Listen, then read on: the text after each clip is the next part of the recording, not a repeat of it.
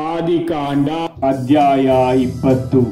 ಅಬ್ರಹಾಮನು ಅಲ್ಲಿಂದ ಕಾನಾನ್ ನಾಡಿನ ದಕ್ಷಿಣ ಪ್ರಾಂತ್ಯಕ್ಕೆ ಪ್ರಯಾಣ ಮಾಡುತ್ತಾ ಕಾದೇಶಿಗೂ ಶೂರಿಗೂ ನಡುವೆ ವಾಸ ಮಾಡಿದನು.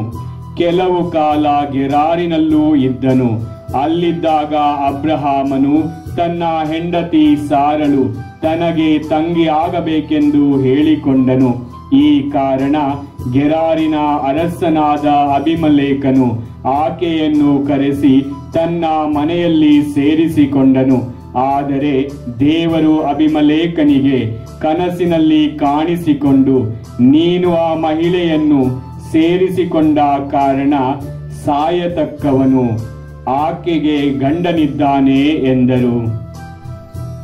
ಅಬಿಮಲೇಕನು ಆಕೆಯನ್ನು ಅಲ್ಲಿಯವರೆಗೂ ಕೂಡಿರಲಿಲ್ಲ ಎಂದೇ ಅವನು, ಸ್ವಾಮಿ, ನಿರಪರಾಧಿಯಾದ ಪ್ರಜೆಯನ್ನು ನೀವು ನಾಶ ಮಾಡುವಿರೋ?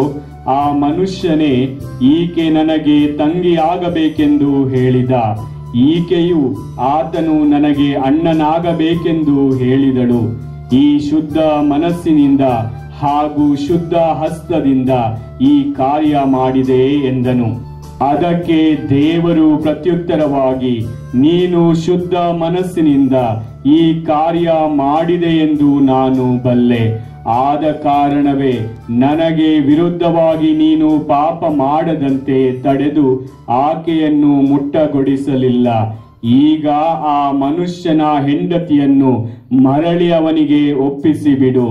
ಅವನೊಬ್ಬ ಪ್ರವಾದಿ, ನಿನ್ನ ಪರವಾಗಿ ನನ್ನನ್ನು ಪ್ರಾರ್ಥಿಸುವನು. ನೀನು ಬದುಕುವೆ. ಆಕೆಯನ್ನು ಒಪ್ಪಿಸಲು ನಿರಾಕರಿಸಿದೆಯಾದರೆ ನೀನು ನಿನ್ನವರೆಲ್ಲರೂ ಸತ್ತೇ ಸಾಯುವರೆಂದು ತಿಳಿದುಕೋ ಎಂದು ಕನಸಿನಲ್ಲಿ ಹೇಳಿದರು. ಅಬಿಮಲೇಕನು ಬೆಳಗ್ಗೆ ಬೇಗನೆ ಎದ್ದು ತನ್ನ ಪರಿವಾರವನ್ನೆಲ್ಲ ಕೂಡಿಸಿದನು. ನಡೆದ ಸಂಗತಿಯನ್ನೆಲ್ಲ ತಿಳಿಸಿದಾಗ ಅವರಿಗೆ ಬಹಳ ಭಯ ಉಂಟಾಯಿತು. ಅನಂತರ ಅವನು ಅಬ್ರಹಾಮನನ್ನು ಕರೆಸಿ, ನೀನು ನನಗೆ ಮಾಡಿದ್ದೇನು? ಯಾವ ತಪ್ಪಿಗಾಗಿ ನೀನು ನನ್ನನ್ನು, ನನ್ನ ರಾಜ್ಯವನ್ನು ಈ ಮಹಾಪಾತಕಕ್ಕೆ ಒಳಪಡಿಸಿದೆ? ಮಾಡಬಾರದ ಕಾರ್ಯವನ್ನು ನೀನು ಮಾಡಿದೆ ಎಂದು ಹೇಳಿದನು. ಅಲ್ಲದೆ ನೀನು ಯಾವ ಉದ್ದೇಶದಿಂದ ಹೀಗೆ ಮಾಡಿದೆ ಎಂದು ವಿಚಾರಿಸಿದನು. ಅದಕ್ಕೆ ಅಬ್ರಹಾಮನು, ಇಲ್ಲಿಯ ಜನರಿಗೆ ದೇವರಲ್ಲಿ ಭಯಭಕ್ತಿ ಇಲ್ಲವೆಂದು ನನ್ನ ಹೆಂಡತಿಯ ನಿಮಿತ್ತ ನನ್ನನ್ನು ಕೊಂದಾರು ಎಂದು ಭಾವಿಸಿದೆ. ಅದು ಅಲ್ಲದೆ ಈಕೆ ನಿಜವಾಗಿಯೂ ನನ್ನ ತಂಗಿ, ನನ್ನ ತಂದೆಯ ಮಗಳು, ಆದರೆ ನನ್ನ ತಾಯಿಯ ಮಗಳಲ್ಲ ಎಂದೇ ನನಗೆ ಹೆಂಡತಿಯಾದಳು. ನಾನು ದೇವರ ಸಂಕಲ್ಪಕ್ಕೆ ತಲೆಬಾಗಿ ತಂದೆಯ ಮನೆಯನ್ನು ಬಿಟ್ಟು ದೇಶಾಂತರ ಹೋಗಲು ಹೊರಟಾಗ ಈಕೆಗೆ ನಿನ್ನಿಂದ ನನಗೊಂದು ಉಪಕಾರವಾಗಬೇಕು. ಅದೇನೆಂದರೆ, ನಾನು ಹೋದ ಕಡೆಯಲ್ಲೆಲ್ಲ ನಾನು ನಿನಗೆ ಅಣ್ಣನಾಗಬೇಕೆಂದು ಹೇಳು ಎಂದು ತಿಳಿಸಿದೆ ಎಂದನು.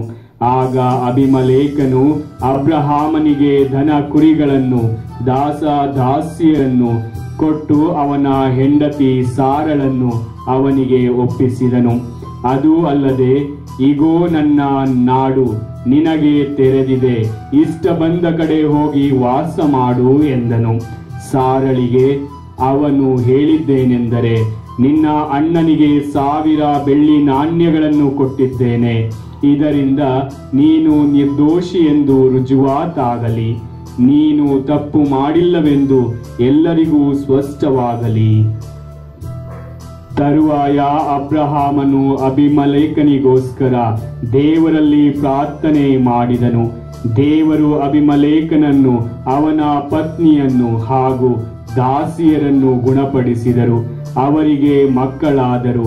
ಇದಕ್ಕೆ ಮುಂಚೆ ಅಬ್ರಹಾಮನ ಹೆಂಡತಿ ಸಾರಳ ನಿಮಿತ್ತ ಅಬಿಮಲೇಕನ ಮನೆಯಲ್ಲಿದ್ದ ಮಹಿಳೆಯರೆಲ್ಲರನ್ನೂ ಸರ್ವೇಶ್ವರ ಸ್ವಾಮಿ ಬಂಜೆಯನ್ನಾಗಿಸಿದ್ದರು. ಪ್ರಭುವಿನ ವಾಕ್ಯ.